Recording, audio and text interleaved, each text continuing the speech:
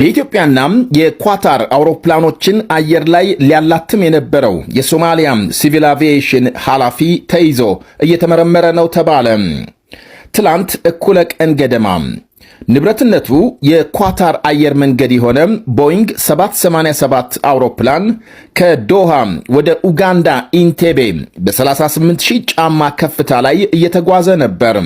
ድንገት በሶማሊያ አየር ክልል አካባቢ ሲደርስ የሞቃዲሾ አየር ትራፊክ ተቆጣጣሪዎች ከፍታውን ወደ 40000 ጫማ እንዲያሳድግ ይነግሩትና የተባለውን አደረገ።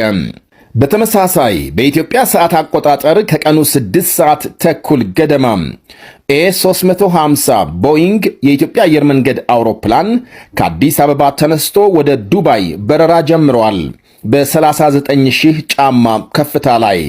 እናም የኢትዮጵያና የኳታር አውሮፕላኖች ሳይታሰብ አየር ላይ በአንድ አይነት የከፍታ መስመር ተጋጭተው ሊጋዩ በደቂቃዎች ልዩነት ዕድሜ ለቴክኖሎጂ የአውሮፕላኖቹ የግጭት ማስወገጃ ስርዓት ማስጠንቀቂያ በማሰማቱ አብራሪዎቹን አነቃም፣ ከአደጋም ተረፉ።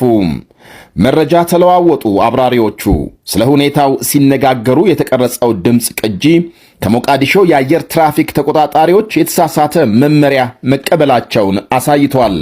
እናም የአውሮፕላኖቹ የአደጋ ተከላካዮች በመስመራቸው ያንዳቸው ሌላኛውን መምጣት ባያሳውቁ ኖሮ ታዋቂውን ኢትዮጵያዊ ጋዜጠኛ ጨምሮ በመቶዎች የሚቆጠሩ ሰዎች ሕይወት በአሰቃቂ ሁኔታም ባለፈ ነበር ብለዋል ኤርላይቭ እና ፒፕልስ ኔትወርክ በዘገባቸው።